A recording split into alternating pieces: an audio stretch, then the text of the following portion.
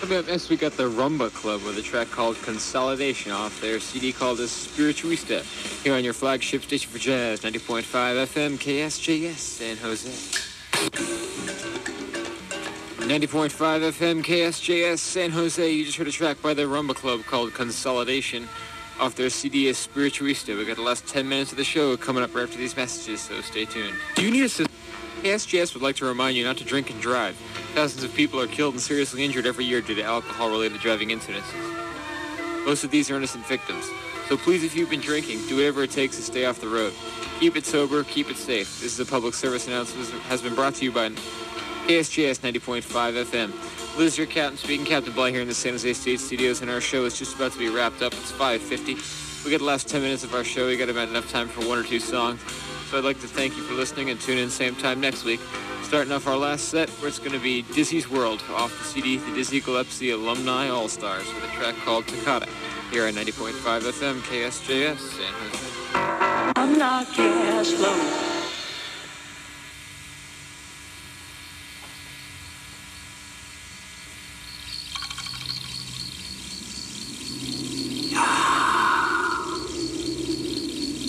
.5 of them, KSJS, San Jose.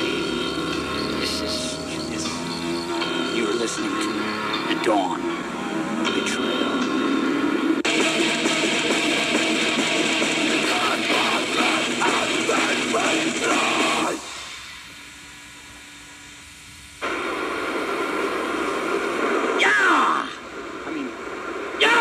I can't get it, I'm sorry. It's just not working for me this morning. But yeah, that was Dillinger Escape Plan doing their song called Fourth Grade Dropout. Had to play that for some crazy guy I saw on the train who was telling me about dropping out at third grade. I can't say he did as well as Einstein, but you know what the hell. He still dropped out. Good for you, Don. Keep up the good work. And what the hell, before that, we had Demolition doing their Prolegomena de Matanza off the Heralds of the Oblivion. Yeah, Volume 1. All right, you can listen to Cruz every Thursday night from 10 p.m. to 2 a.m. as he pounds the rockin' Espanol through your radio on 90.5 FM KSJS, the power age of Latin metal, hardcore, and hip-hop explodes into your eardrums. Feel the thunder from south of the border with Cruz on 90.5 FM KSJS. Homeless report today. I'm just gonna tell you, I want to relate to you a little parable. There was once a man of God who went on a train across the country, and he stopped in Chicago. It was Christmas Day. He shows up in Chicago. So he gets off as soon as he walks out of the train station, just coming out. He doesn't know where he's staying. He doesn't know what the hell he's doing. He's got to be there for the night. And there's some homeless guy giving him directions right away. Come on, I show you the best place to stay. And all this stuff. He's used to be in the military, and he's walking along. And he says, stop. And I stop, and he says, you're a good soldier. I said, yeah, all right, whatever. Haha, my hand. But he takes me to the New Jackson Hotel. It's about 3 blocks from the train station, so you know it's just ripe and ready. Just a wonderful place, you know. Cost him, what, $22 to stay in this place, and they don't give him a key. I said, hey, man, I want a key. The guy says, oh, this is a lot easier. That way you don't have to worry about, you know, key deposits and things like that. I'm like, yeah, all right. So they have some guy named Chuck, and as soon as this guy walks in to the New Jackson Hotel, you see all these lowlifes and degenerates hanging around, and this other guy, I think his name was Henry, the homeless guy that took him to where he was going, and he says, turns to him and says, don't talk to anybody. He says, you just talk to me. Don't talk to anybody in here. He's like, yeah, okay. So he gets his room, and this guy, Chuck, takes him up and opens his door. Every time he leaves, he's got to get his door open. So he's in there, hanging out, smoking a little cigarette, putting his goods in the tiles of the ceiling all over. It's a real high ceiling, so you have to stand on a chair. Yeah, anyway. All right, it was me. Yeah, Judas. Traveling across the country. So, anyway, I'm up there on these chairs. I'm pretty tall, relatively tall. I'm standing on chairs, putting stuff in the ceiling, because I know I'm going to have to go get something to eat and get some beer. And I don't trust anybody in this place. I'm sitting there doing this, and there's a knock at the door. I'm like, who is it? And from the other side of the door comes this voice, it's Princess! I'm like, oh boy, this is going to be good. So I go to the door, open it up, I'm like, yeah, and there's this girl standing there, cute girl. She says, I just wanted to say Merry Christmas. And she hands me this muffin. And she says, I know, a lot of us are alone on this day, and it'd just be nice if we had somebody to hang out with. I'm like, yeah, okay, thanks. And she's like, well, if you need me for anything, I'll be in room 518. I'm like, yeah, okay. So now we got hookers coming around. I'm thinking, yeah, this is the best place ever to stay, man. It's just like, I don't know. It seemed like things could have been coming out of the walls at any minute. And it was really dimly lit. It's a big room. And I'm standing in there, looking in the mirror, and I looked in, I don't know if I should say it. Oh, yeah, I can say it. I said Candyman 3 times just because this is the perfect place for it. I've never done that before. But I said, you know what? If Candyman's coming, he's coming to the new Jackson Hotel. He doesn't listen to soft-ass shit. Oop, what? Anyway, so, Candyman didn't show up. And I put my stuff away, go out into the streets. I put on my field jacket, my Army field jacket, black beanie, leather gloves, and just walked around really angry, with my fist clenched because it was cold out for one thing. And another thing, you don't want to walk around looking like a sap. You're going to get rolled. So I went walking around the city looking for a bar. It's Christmas night. There's nothing open. I'm downtown Chicago walking around, looking around up at the buildings. I'm like, this is the city, man. This isn't any San Jose crap. This is a city. Cement shooting right to the sky.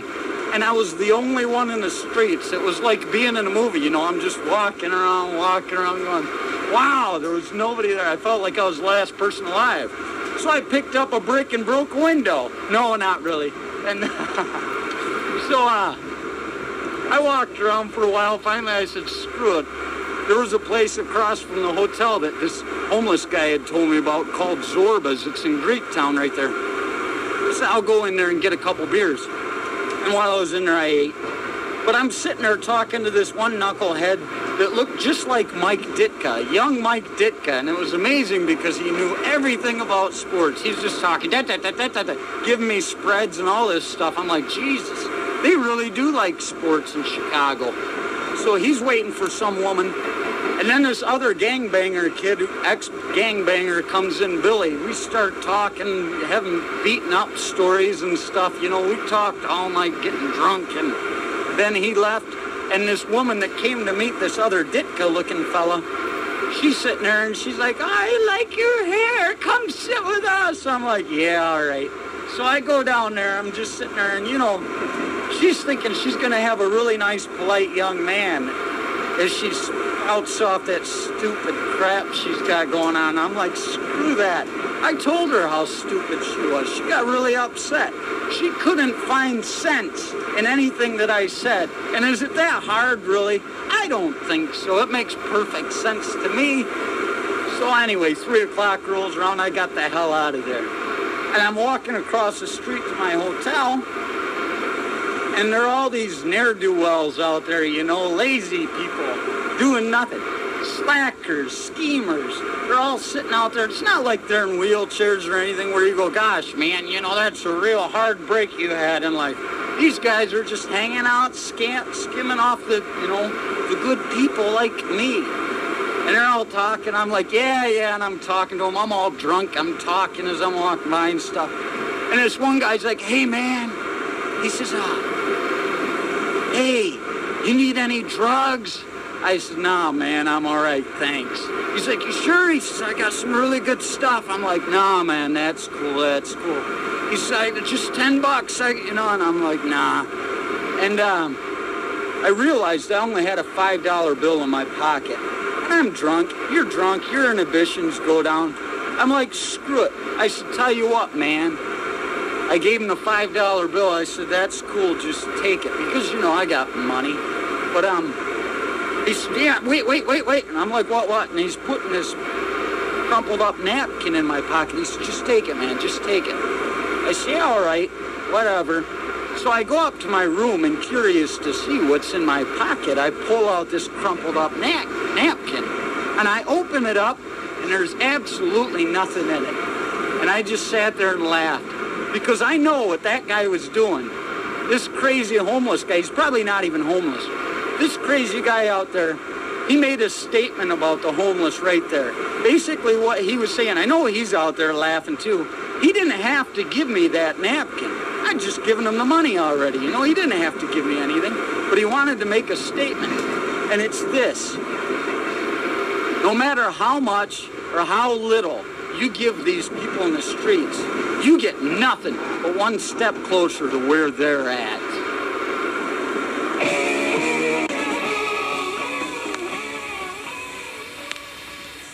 Don't you think I know what I'm doing? I really don't, half the time I'm getting calls, hey, you're screwing it up. All right, sorry, man, I'll take care of that. That was Black Sabbath doing their song called Snowblind off the Volume 4 CD. Had to play that because I was back in Michigan crawling through the snow, just felt like I was an Arctic expeditioner, man. I'm not used to that cold anymore, but I was out in it. You got to go out there to smoke cigarettes, don't you? So I'm out by the tracks, out by the marsh, where all these snowmobiles are flying by. My dad hates them. They turned the railroad tracks into a damn, what's going on, man? I got to turn that down, I suppose, don't I? Wow. I told you I don't know what I'm doing, but that's much better. Here I thought Phantasm soundtrack was really kicking in. I'm like, geez, I don't remember hearing that song. These guys really rock. I don't know. That was intentional. What? Here I thought that was intentional. Where'd you come from? I fell out of the sky. Yeah, like a bird let you go. Exactly. What the hell's going on? What are you doing? Insane. I got people coming in out of nowhere here. So I'm standing out by the tracks. My dad hates the Snowmobilers.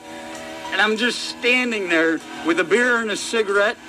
Once again in my Army field jacket, so you can look dangerous with backpack on. Out there, see big rocks. I'm like, geez, I should put that rock in the trail. My dad would be proud. But, well, there was one in the trail already, but I was going to dig it up so people would hit it harder. I didn't. I saw a railroad spike out there another time. I'm walking along, saw this railroad spike sitting right in the damn trail there. And I was sitting there laughing to myself, ha ha ha. And I realized my dad's anger and hatred is getting inside me. And I grabbed that spike and I threw it off the side and I said, Al Gopinski, you're a bitter son of a bitch. That's my father. He is. He's a bitter old man. And it's seeping into me. I got to stop that. So, it's good enough to just stand along the trails or going by, me. They come by, you're standing there by the trail, drinking beer, smoking cigarettes out in the middle of nowhere, just watching these people intently. And they're with their children, and it makes them think, oh my God, there are hill people out here. And at least they'll be a little bit nervous that way,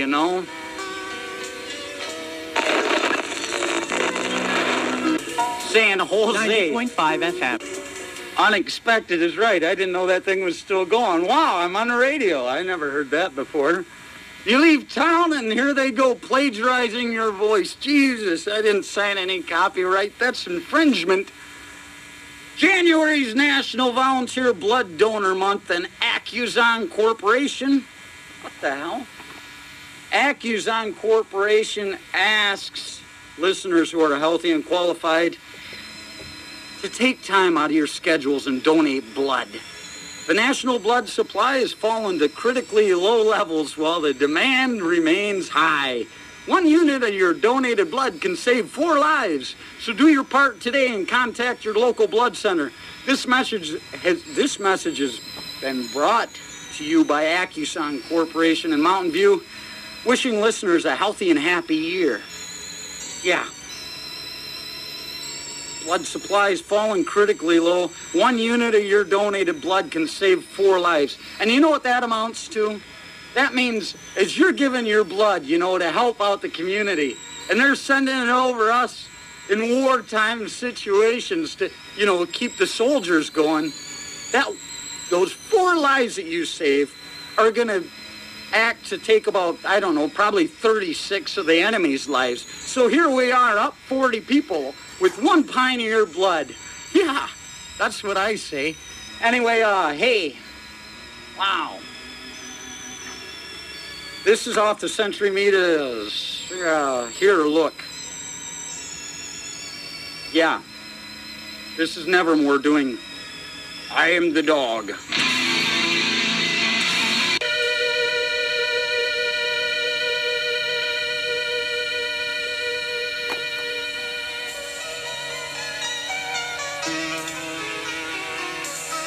Yeah, all right. That was Anathema doing their song called Kingdom off the Pentecost 3 CD. And before that we heard, what do you call it? Century Media put out a sampler for the fall and winter. And that was Nevermore off that, doing their song called I Am the Dog. Had to play that just because,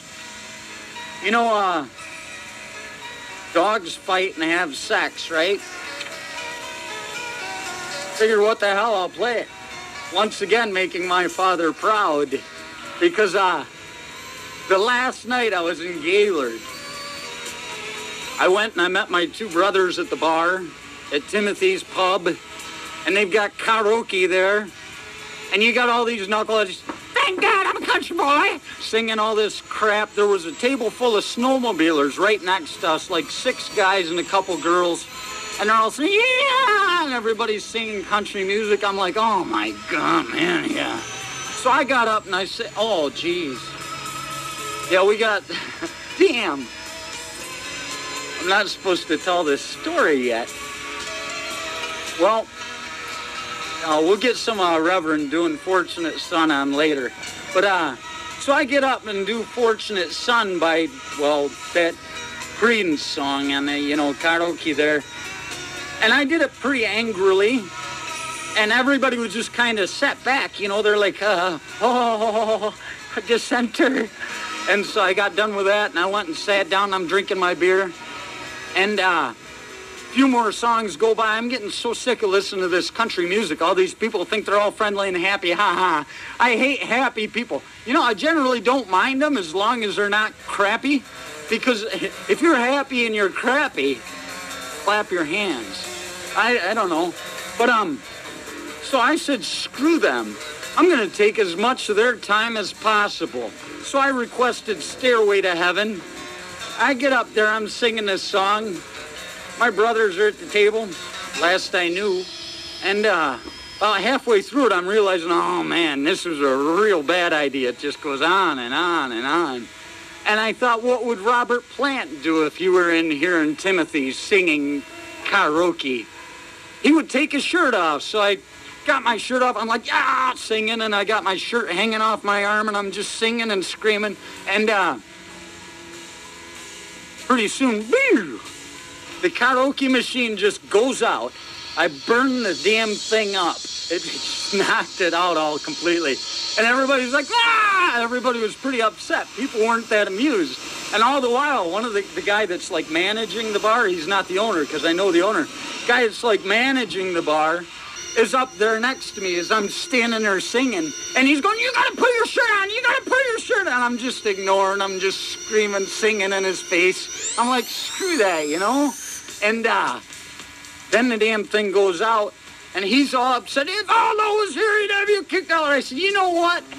Aldo was out there one day telling me to take my clothes off just because it gets the crowd riled up. He's not a homosexual, don't worry, I know this guy. But he says, the first time I was here, I remember Aldo was screaming at you because I do flips and stuff. I run all over. I get pretty worked up. And I'm, this guy it was the first time he'd ever seen me, this Aldo guy, and he was angry, but then he saw how the crowd responded. I'm usually a real crowd pleaser. But this night it was all a bunch of downstaters and fudgies and snowmobilers, and they were pretty uptight and upset. And, I went back to my damn table, and I sat down after screaming at the guy that's supposed to be in control of the bar, letting him know who really is. And I sit down, and I didn't even notice. Well, my brother Martin's sitting there. I'm with him, finishing my beer. And at the next table, one of these guys, I hear him say, I'm going to use a euphemism from the 70s just because the FCC doesn't like the way I talk. Guy at the next table says, I'm going to use two of them now because I already screwed up earlier. Guy at the next table says, mofo sounded like crap anyway. And he didn't say it really loud, but I heard him, and I was all laughing, having a good time. And I heard that, and I snapped on him, and I said, who's a mofo? And he just went, nope. And everybody, all these snowmobilers at the next table, they just all stopped, and they're like, And I knew who it was. It was that damn guy. Thank God I'm a country boy. And I'm like, you dirty son. And I'm looking at him, and he's acting like he doesn't know what's going on. And I just sat, and I looked at every one of those. I can't even speak on the radio. I looked at every one of these guys until I reached the little guy that was about 5'4", sitting next to me. He had a short sleeve shirt on, big old arms, worked out. He had an inferiority complex. And I'm staring at the side of his head because he's sitting right next to me. And he's just looking around, acting like he doesn't know what's going on.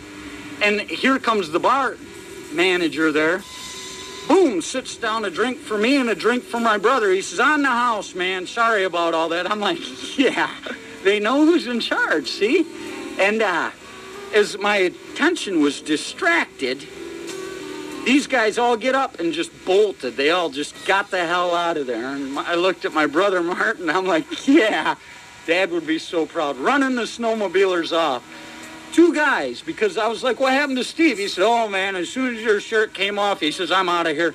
Because he's a responsible person who gets seen in public, and he doesn't want to be around it. But, so there are just two of us, and we ran all these snowmobilers off. So I'm pretty proud of that. But, and I am the dog thing. See, the thing is, I didn't get in any fights while I was home.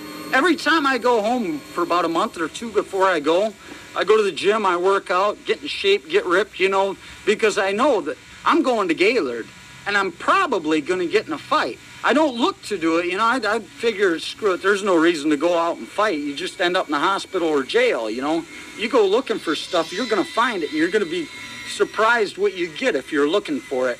But people always come to me. But they didn't do it this time. They got the hell out of there. And as a result, I got some chick and went home with her. Got to watch her go to the bathroom. I wasn't peeking through the door or anything. She wanted me there. But anyway, so that was Nevermore doing their song called I Am the Dog. I was supposed to play a song, but I'm going to play this PSA right here. Or JS. Career.com would like to take a moment to talk about education. Whether you're a student or a working person hoping to improve your career options, a good education it'll help you open the doors throughout your life. If you're a parent of someone who's in school, stay involved. Your participation will have a profound impact on their attitude and success. In today's global economy, your education is one of your strongest assets. This message brought to you by Career.com, the company that cares about your future. For information about available positions, you can visit their website at www.career.com. See, this is part of the reason I'm I don't think I'll ever get married and have kids because it says there, stay involved. Your participation will have a profound impact on their attitude and success. I'm sure my participation would have a profound impact on the damn kids' attitude. I don't know about success. You know, that's the type of thing that ends you up in prison. Yeah, and the thing is, why not have a kid? I'm thinking about it. Just why not, you know? Everybody else is having kids. And what are they doing it for? It's because they're too stupid to use a condom. And then they say, it's the best thing that ever happened to me. Well, you never gave anything else a chance. And I'd like to do it for the real reason. It's an experiment. You know, that's what God's doing. He throws us all down here in this great big experiment to see how we're going to react. And, I don't know. Aren't we God to our children? Anyway, here, listen to this. KSJS, San Jose, 90.5 FM, KSJS. Yeah, all right, I screwed that up, didn't I? Just trying to make everybody happy. And what I'm learning is that it just can't be done. Anyway, here, you might as well listen to this. Yeah. Hey, that was Lord Belial, whatever, off the Unholy Crusade. That was the song Bleed on the Cross. I had to play that because I remember when I was a kid and you know, back in those days when Jesus was getting pinned to crosses and stuff, people didn't think I was around, but I was right up front like that big red-headed guy on Braveheart. You know, I had a thing wrapped around my head. I was acting like an Arab so nobody would kill me. But all of a sudden, I always get nosebleeds. I started bleeding all over the place, and I'm drunk and falling around. I just bled all over the cross. So we played that song. You know, actually, there's a girl, Jennifer, out there. She called in a little bit ago. And before she left, she said, wait. She says, are those stories you tell true? I'm like, well, yeah. Except that, you know, you got to be able to figure out what's true and what isn't. If it makes sense, well, don't even look at it that way. I was going to say if it makes sense, it's true, and if it doesn't, it's not. But that's not a very good thing to say either, because who knows what the hell's going on. There are so many layers in our society. Everybody's walking around thinking they're the only one, you know. Hey, everybody goes to college, everybody does this. But no, there's all kinds of layers going on. Anyway, things you'll never see. Before that, I played Disembowelment at a request. That was a burial at Ornans off the Transcendence into the Peripheral. Yeah. And I played some Darkane a while back. I had to do that because actually while I was home, my mother was listening to some of my air check tapes. And there was a story I told about Rusted Angel, about, yeah, you need a green pad, you know, clean that thing off. And she really liked that, so I played that for her. My mom was frightened by most of this stuff. Anyway, yeah, you know what? I'm going to go ahead and I'm going to do some messages. Right here, this is for all you people that have been listening since 3 o'clock Saturday morning.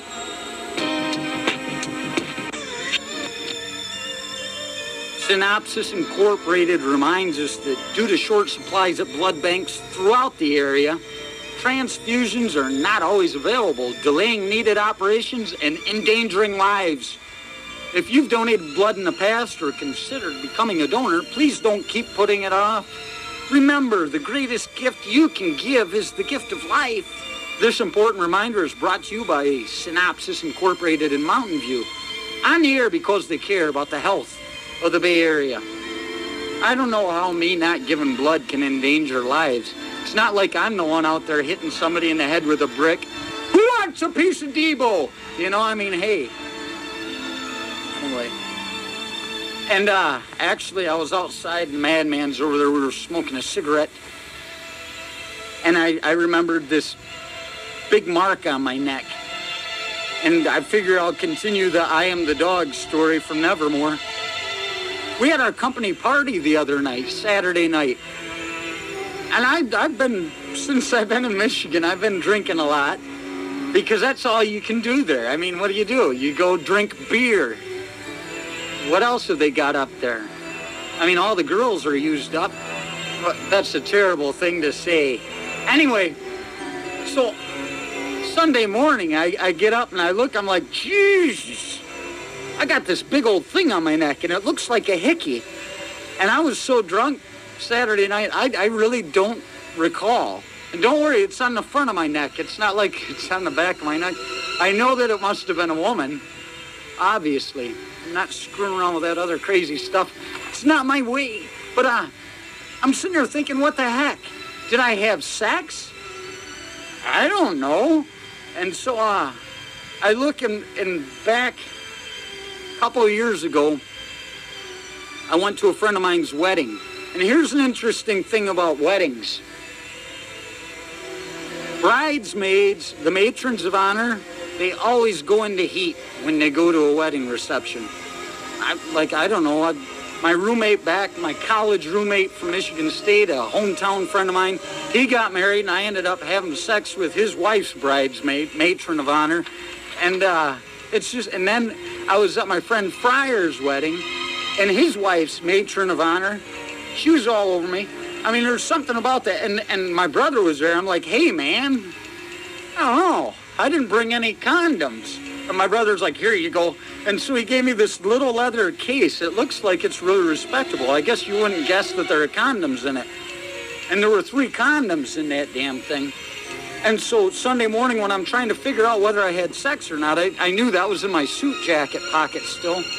So I went and pulled my suit jacket out, opened that thing up, and there are only 2 there. I'm like, well, I don't know. Maybe I did have sex. But you can't blame me because I don't know anything about it. Really.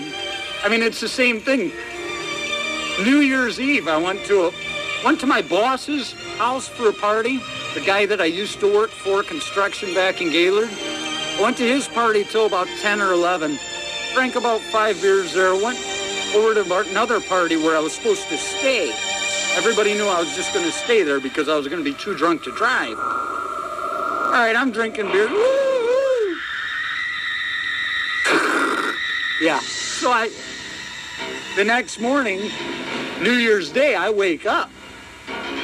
And I don't know where the hell I'm at immediately, but I look and I'm sitting and sleeping like prone, my arms down at my side, laying on my face, head facing the fireplace. I was back at my boss's house, and I have no idea how I got there. But so hell, I must not have been doing anything wrong. First thing I did, I jumped up and went and looked outside through the window. My brother let me use his truck. So I look at the truck, make sure there aren't any babies crammed up under the bumper or anything. I'm like, well, I didn't hit anybody. I must have done all right. So I kind of just like transcended time and space. I don't remember it at all. I don't remember having the will to go drink and drive. I wasn't like, I got to get out of here. I just woke up there. I'm like, what the hell? Nobody knew I was there. When I woke up later, my boss's wife, she's told me, yeah, Randy comes up and he's like, is that Jess on the floor? Their kid. Is that Jess on the floor down there? Because all he saw was my feet, And she's like, no, why wouldn't he be in his bed? I don't know, and it turned out to be me. But, I don't know, I just ended up there. But the thing is, I figure I must not have been doing anything wrong because I had to drive past the state police post to get there. And I was 2 blocks away from the city police. I guess it was safe there, I don't know, I had something I wanted to say and I don't know. Oh, and then so I called just to let everybody know that I'm okay in case they don't know where I'm at. I call my house and my mom's like, hang on. She's on the other line talking to my brother. They're trying to find me. And this other guy, Paul, that was having the party that I was supposed to stay at his house, he was calling looking for me because my jacket, my CDs were still at his house. And Come to find out, his brother Eddie had called the police station to see if I was there, and I wasn't there. I don't know what I was saying. You know, I suppose this isn't good radio, is it? Hey, you gotta keep succinct and to the point. What? I don't know what my point is. Oh, so I go get my jacket and my stuff from Paul's house, and there's still beer left. One of my beers was in the cooler yet. Last one, so I drank that, and I took off, because I wasn't feeling very well, you know, and alcohol is minor withdrawal symptom. That's what I heard. It's just immediate, you know, it's a withdrawal. You're like, oh, shaky and everything. And the way to get over that, you drink another beer, depending on how much beer you've drunk the night before. Sometimes it always doesn't work. It doesn't always work. So I drank that beer, and I was driving back home, and I realized I still don't feel all that well. And I went into Mary's Tavern, figured I'd get another beer, you know, in town. And there's the barmaid there. I walked in, really didn't know her. I'm like, hey, how you doing? I acted like I didn't know her because I didn't at that point. And she's like, gets my beer? And I'm looking at her, I said, do I know you? And she says, yes, it's me, Lori. I said, how do I know you? She says, Chris Beebe's ex-wife? I'm like, oh yeah. I said, it's been a long time since I saw you. She says, you saw me last night. I said, oh. I said, did I hit on you? And she said, yes. I'm like, oh, sorry about that. And so I don't know what the hell's going on, you know. It's not me. It's not me. But then she said, I was wearing leather pants. Does that help your memory at all? I said, no, but I'd like to see that. And I'd come to find out she's Paul's girlfriend now. Here I am at his house. She said I lured her in by making her help me look for a CD. I don't know what I did to her, but I don't know. You know, what do you do? We're only human. Oh, wait a minute. I played messages, right? All right, let's go.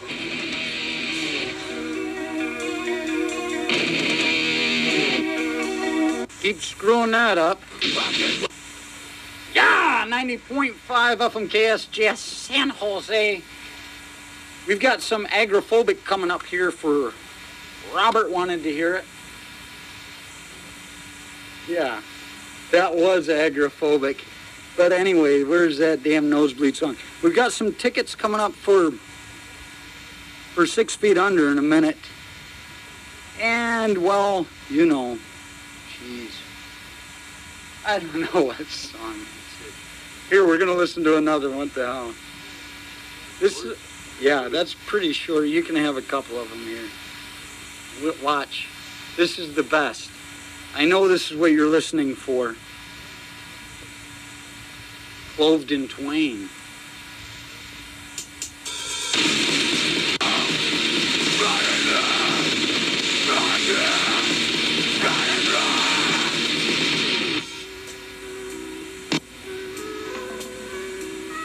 Oh yeah, time to settle down.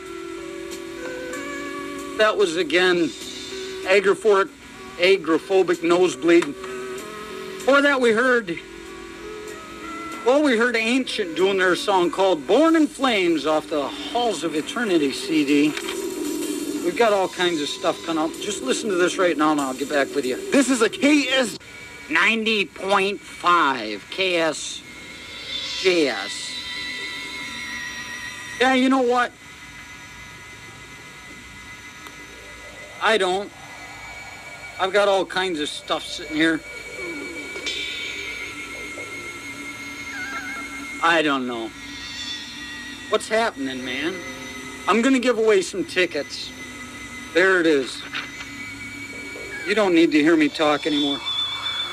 To caller number 3, I'm going to give away tickets. There's a show Thursday night, this Thursday at 8 p.m. at the Club Chickadee up in the city. You can go see 6 Feet Under. Who's with them? Immolation? Anybody else? Hate Plow and Abscess. Hate Plow. Yeah. Should be a good night of death metal. Abscess. People over at those shows are violent and crazy. Yeah, well, what do you expect? I was just there on Saturday. All right. Well, I'm going to get to the phones because they're ringing. And good luck, huh? This is control denied.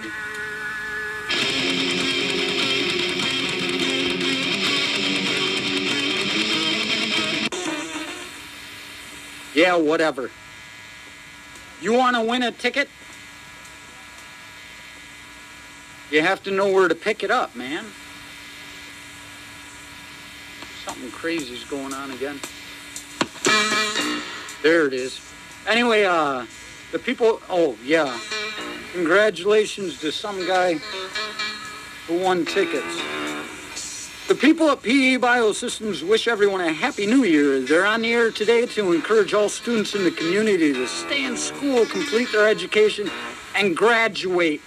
Technology is making knowledge more accessible to everyone, but learning to use what is available will be the key to opening the doors of opportunity. PE Biosystems encourages listeners to invest your time wisely now by staying in school.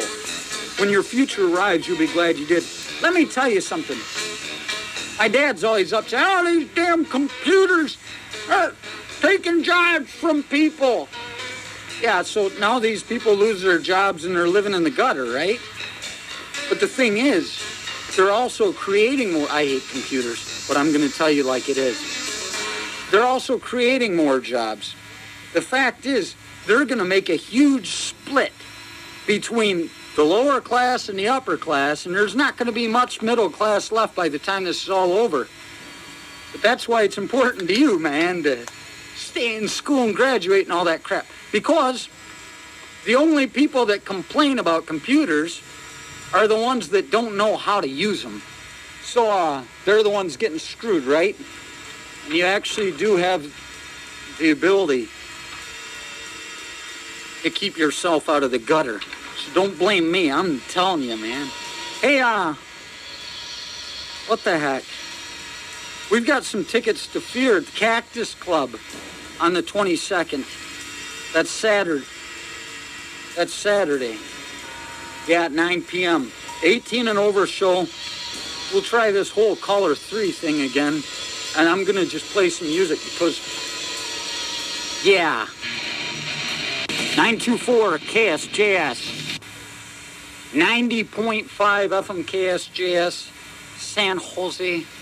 You are now at war with Satan. I'm going to go outside and smoke a cigarette. Don't call me. Yeah, there you are, at war with Satan. And that was Venom doing At War with Satan off that self-titled CD. Anyway, hey. That's about it. I'm going to go ahead and play a message. I'll be right back. More than 50 children in Marin County are looking...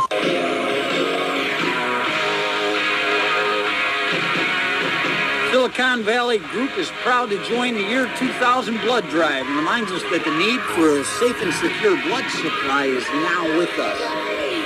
If you're healthy and qualified, do your part and donate blood. You protect not only yourself and your family, but the community as well. Remember, the greatest gift you can give is the gift of life. You got it! This reminder is brought to you by Silicon Valley Group here in San Jose on the air because they care about the health of the Bay Area and wishing everyone a healthy and happy New Year. Yeah. All right, hey, tell you what, man. Not there yet, but I know I'll forget to give these tickets away. So when we go into the music, you caller number 3, I'll give you the tickets. That doesn't mean you should call right now because the phone's going to ring and ring and ring. What are you going to do? Nothing. Anyway. Oh, yeah, I'll give you tickets to Misfits and Fear. That's Sunday at the Edge. The legendary punk bands Misfits are without Glenn Danzig. But, you know, it's all right. Hey, I was sitting home out about the place where I used to live. I always go by the old place to look at the pond, you know. And Well, out there on Pocat Road, there's a little house that we all lived in, crammed into this house. And as a kid, I remember one time, and I know it happened more than once, but I do remember the one time, it was the middle of the night, and I hear a ruckus, my dad's screaming and stuff. It's like, what's going on? And I get up, and my dad's going to the wall, grabbing the shotgun off it, going out the front door, and there's some guy out there, he's like, get the hell out of here! And this guy was just drunk and hanging out. He's like, well, what? Got in his car and took off, you know? And so, there's that. Anyway, I'm out there, it's like 3 in the morning. I pull up by the pond to take a look at how they've let it go to hell, whoever lives there now, and there's another little house on the other side of it. People thought that the Bottomley kids drowned in that pond. They'd all come by because the Bottomley kids used to live next door, and then they sold it to their relatives, and the other Bottomley kid, Bill, longest living friend I have. He's nuts. We're all nuts. All these people I hung out with as a kid were like, what the hell, man? What? And it's like we were all set aside in high school. You talked to everybody, but you just really didn't pick anybody as your friends. We all, played sports, hung out, talked to the burnouts, all this stuff, we were everywhere. But we were kind of freaks, I suppose. And you'd think that people get segregated like that. Usually that happens because of weakness. But when I look at all the friends I have, we're all very powerful people in our own way. And I think we were, exiled by our power. So anyway, there's Bill Bottomley used to live next door. People come up going, looking at the pond because there's people drowned and they think, what the heck, but it's the wrong place. So I'm sitting out there at 3 in the morning, leaning against a truck, black leather, long hair, smoking a cigarette. I'm looking at the pond, thinking about how those Bottomley kids didn't crack through the ice and plummet to their icy death in that one, but another one. And I'm looking out in the woods. It's really peaceful out there, big hills and stuff. And I realized, if I were to go back about, what year is this? If I were to go back about 20, 25 years someplace in there and still be me, standing out there smoking that cigarette, I could see my dad and myself as a little kid going, wow. As my dad comes out with a shotgun, get the hell out of here! So it's funny how these things cycle. But I'm looking into the woods, and I'm thinking, there could be Bigfoot out here. You always think there's a Sasquatch around our area. People talk about it and stuff, but I've never seen one. So I figured the way you could find, everybody wants to see Bigfoot. The way to have more Bigfoot sightings is simple. You get a bunch of people, you go out to the woods, sit out there and smoke cigarettes, just stockpile like about 30 or 40 cartons of cigarettes in a pile right next to the bonfire and sit there and smoke cigarettes. Yeah! Have a good time, drink liquor, and leave a couple bottles out there too. And leave. Do that once a week for about a month. And then just start leaving those piles of cigarettes out there, If there's a Bigfoot out there watching somewhere, he's going to see what good time you're having. And he's going to pick up that bottle, and he's going to pick up that lighter, and he's going to start smoking cigarettes, getting drunk, and after about 2 months of that, you quit doing it.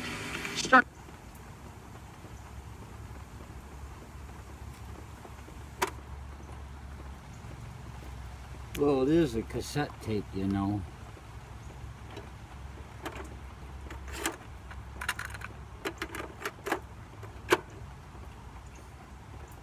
What were we talking about anyway? Right here on 90.5 FM, KSJS. And you can tune in here every Tuesday morning 6 to 10 if you want to hear KSJS Beneath the Sheets. Yeah, all right. Hey, wow, what's happening now? Nothing. There it is. So anyway, talking to Dawn, and she said how she's waiting for it to quit raining so she get to work or get out to her car. I'm thinking, she should have done what I did. My good friend Jimmy Ho gave me this. Let me see that hat. Just in case you're watching on the web at www.ksjs.org. There you go. I got this damn hat, man. Jimmy Ho gave me this rice paddy hat. I don't know what you call it. What do you call it? It's a wicker cap of some sort. Oh, there. And he's always wanted, he's like, I can't wait to see you walking across campus with that thing on. And I'm like, oh, I can't wear that thing in public, man. But I looked outside, and it's raining like hell at 4 o'clock this morning, 4:30. I said, geez, I better put that hat on. And it's great, because you put the hat on, and you walk along, and you smoke cigarettes, and your cigarette doesn't get all wet. It covers about 2 feet of me. Oh, it's amazing, you know. When I'm walking around on campus, I don't know, I think I might be freaking people out. They think that I'm going to start pulling out a shotgun AK off my back or something. People have flashbacks. I don't know. I've been running into all kinds of war vets everywhere. They must be growing, you know. I mean, what do I do? It's dangerous. But I've kind of taken on a hankering for rice. I don't think I have the honors. But, yeah, I'm going to play some Annihilator. You know what? Listen closely. No, we're not going to do that.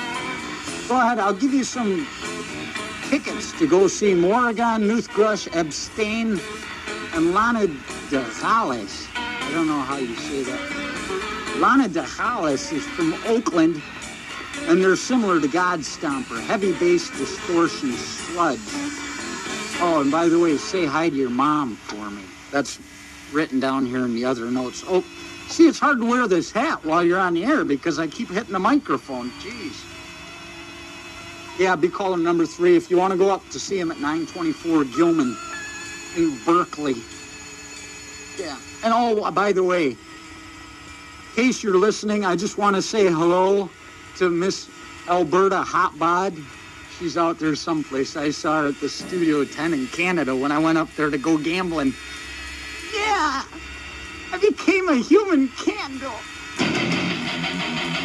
Yeah, that was Annihilator doing their song called Bloodbath off the Criteria for a Black Widow CD, you know?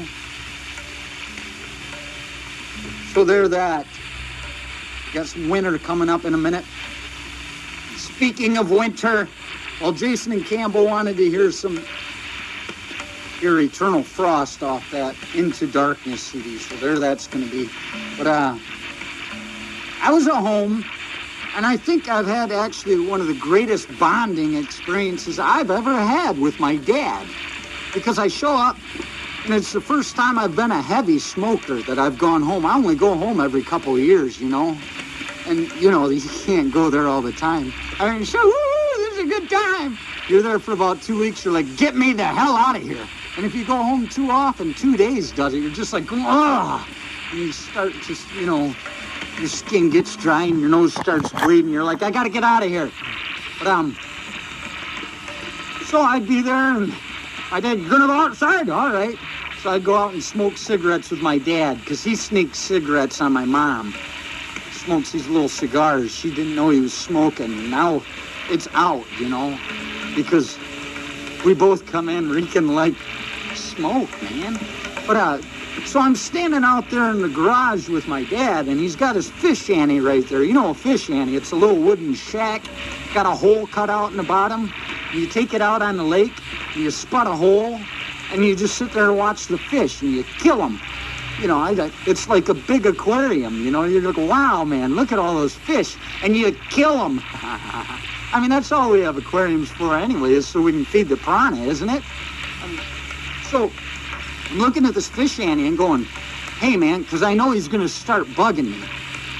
He'll start bugging me about things just because he knows I don't feel like doing it. And so I beat him to the punch. I'm like, hey, man, why don't you let me take your fish shanty out for you? Because he's getting old, you know, his back's all screwed up, both his knees are screwed up. He says he thinks the doctor's screwing with him because he went for cortisone shots and his right knee still hurts like hell. I said, they probably put water in it. And now he's all upset and he's going to bitch with the doctor. But, so I know he can't be pulling this shanty out there. I said, why don't you let me take your shack out for you? Well, I don't need to be doing that. I'm too old for that. Let me take the shack out for you. All right. So I beat him to that and pulling this damn thing out on the lake. I slipped, bust my elbow, but that's all right.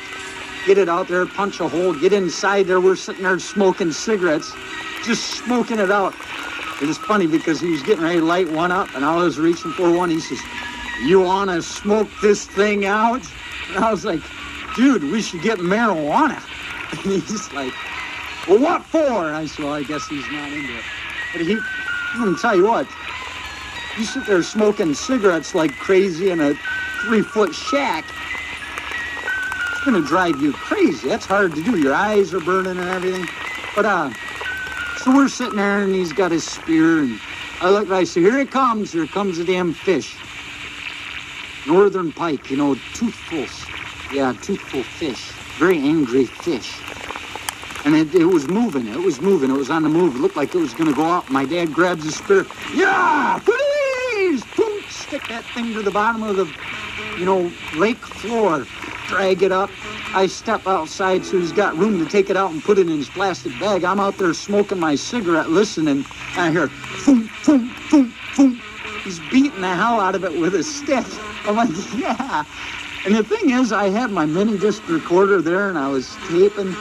And it ran out like 5 minutes before the fish. So it's really too bad. You only get the story, but you could have heard it in action. Just imagine this. Here he comes. Where? Right there. Fish! Yeah! Let me step outside and get a cigarette. Okay. Yeah, there it is. So technology fails us again, but the human spirit prevails. Hey, you know what? There's winter into darkness. Well, you know what? Geez, mackerel. Here I got to do a legal ID. This is going to take me 5 minutes after the song. Okay, here's what I'm telling you. It's 8:58, and this is 90.5 FM KSJS, San Jose. My name's Judas. They keep telling me you got to say that. I don't care. I don't care if you know who I am or not, but you're listening to the Dawn of Betrayal.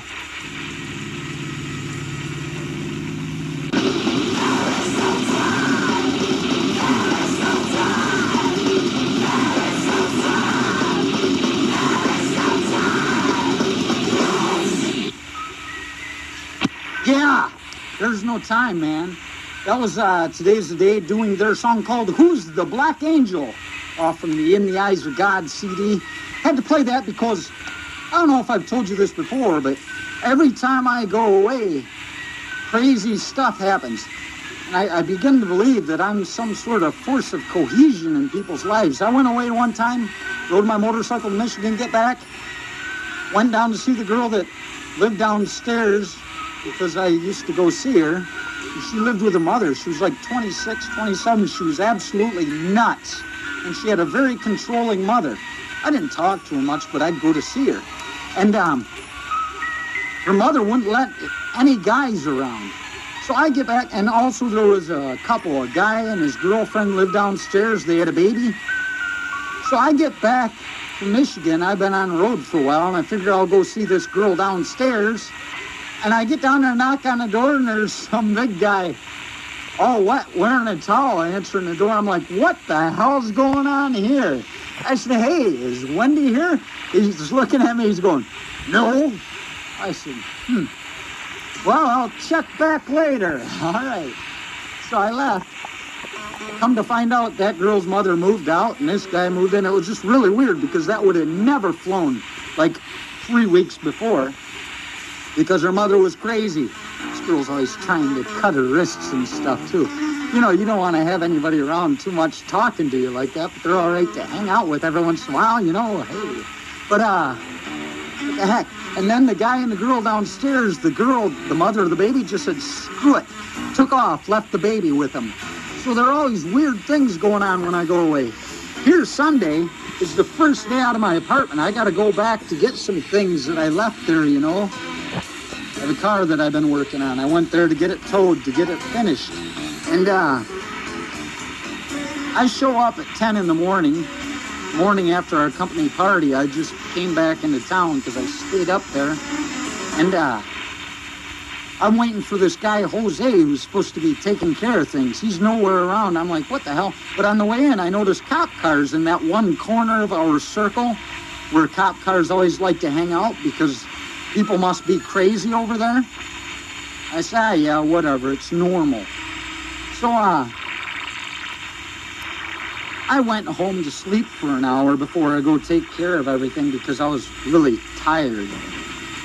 And when I came back, I'm talking to the neighbor kids, and they said there's this one crazy guy that used to live a little bit further up the sidewalk from that corner. Like one time he was standing outside, yeah, I'm dead, yeah, talking to himself, screaming in the sidewalk. Police showed up and dealt with him, you know, and let him go. I guess that morning, this same guy that's out there talking to himself, yeah, I'm dead, yeah, took a garden hoe, went down to that corner, went into some woman's house and cut her to pieces with it. I was like, wow! Huh. See that? The cohesive factor is gone. I was moved out for one day, and people are going crazy and murdering each other with garden tools. It could have been Rwanda down there. But the best thing about that, guy got away, killed a woman, took off, and it's like, yeah! There's some nutcase running around the neighborhood killing people now, and they can't find them. So I just went home. No big deal to me. I don't live there anymore. So that was, that was Today Is the Day doing Who is the Black Angel. To me, it seems like one of those games, you know, who's the Black Angel? Kids running around with garden hoses and everything, sieves, scythes. Yeah, so there it is. They're playing Who's the Black Angel down there. That's dedicated to that woman that's hacked to pieces. Because I think she knows. Before that, we heard, whatever. That was Winter doing Eternal Frost. That was for Jason from Campbell. I talked about that a long time ago. This is Cathedral doing their lovely song. We're on a winter binge this morning because I'm just thawing out from the cold. This is Frozen Rapture. You can't kill me! Yeah, I wanted to thank Mike for giving me a call and asking for some 6 Feet Under. And, you know, that just reminds me of a story well, this is a plan of mine. If I ever really lose it. You know, I'm not far from the edge right now, so somebody might want to keep an eye on me. Every time I go out of town, you might want to tell people to kind of trail me, because who knows where I'm going, right? But, it may have been about 3 years ago I told you this plan, so I can tell it again, I suppose. Listen, there's going to be a day when I finally lose it. I'm not trying to give anybody any ideas. Don't go doing this, because if you do, it's my idea. I'm going to hunt you down and pull Jack Ruby on you. It just doesn't make sense that you would take somebody's idea and take off with it, you know? But if I ever do completely lose it, I got a list of things I want to do. One of them is to search out this damn Lake Edna place. You remember a couple of years ago they had those Kentucky Fried Chicken commercials with Russ Bueller? Hey, I'm Russ Bueller. Popcorn chicken. Popcorn. But, yeah, I'm going to go find this Lake Edna place and go into the Kentucky Fried Chicken. Wait until they start making another commercial, you know? And as Russ Bueller's standing there getting ready to eat some chicken and talk about how good their food is, I'm going to step in with a damn automatic weapon and start blasting people, just taking people out. Kill everybody but the cameraman and walk up and grab a piece of chicken, take a bite, and look at the damn camera and say, now that's some good bird! Because, I'm sure you'd get on a television commercial doing that. They'd have to show it on the news at least, you know? But, yeah, that's what that makes me think of. You can't kill me! dangerous kill again. Yeah, so there it is. Hey, what the hell? Here comes the part where they start chopping people down, man. We'll be back in a minute. Listen to this. It's only 49 seconds. Hey, dude, did you go to the grocery store? Nah, for FM KSJS San Jose.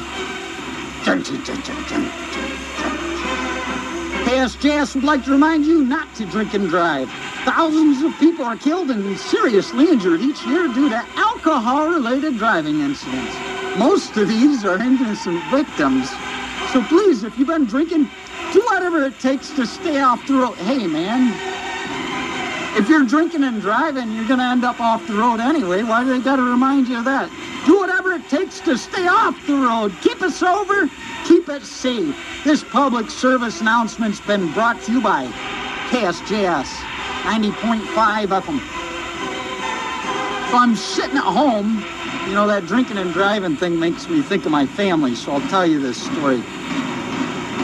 It really bothers me. First, they change everybody from being Michiganders to Michiganians, right? Then they go, I thought they'd already made the black-capped chickadee the state bird instead of the robin. But as far as I know, when I went home last time, they said it hasn't happened yet. Who knows? I haven't looked in an atlas or a school book lately. Any school book.